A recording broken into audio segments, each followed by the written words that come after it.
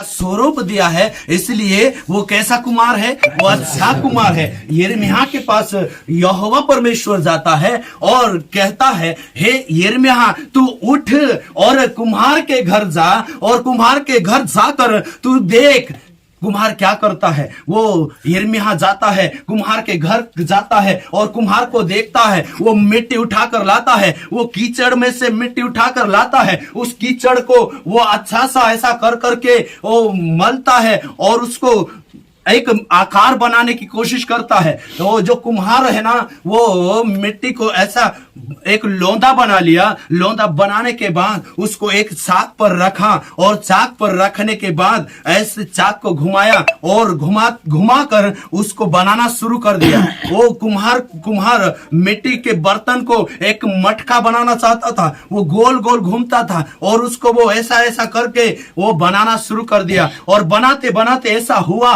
कि वो मिट्टी का बर्तन जो था वो टूट गया। हालेलुया।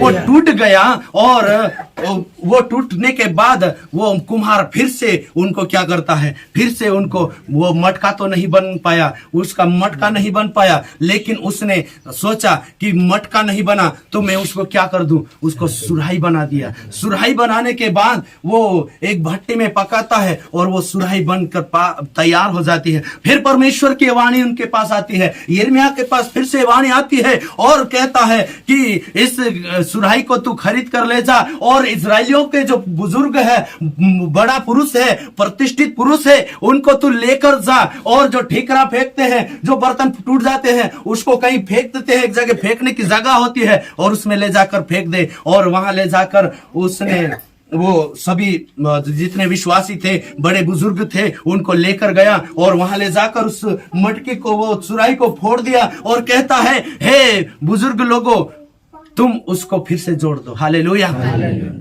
उसको फिर से जोड़ दो। ऐसा करके परमेश्वर ने कहा। तो यिर्मयाह ने कहा, हे परमेश्वर, ये नहीं जुड़ सकती, ये नहीं जुड़ सकती। इसलिए यहोवा परमेश्वर ने फिर से वाणी को भेजा और कहा, जिस रीति से ये टूटा हुआ मटका फिर से नहीं जुड़ सकता, इसलिए तुम जुड़े हो, एक बार परमेश्वर के पास जुड़े हो तो जुड़े रहो, क्योंकि एक बार जो टूट जाता है, एक बार जो बर्तन टूट जाता है, वो फिर से कभी नहीं जुड़ता। इसलिए परमेश्वर को हम धन्यवाद देते हैं कि परमेश्वर ने हमें यहाँ पर जोड़ा है, इस संगति में जोड़ा है। तो इस संगति में हम क्या करें?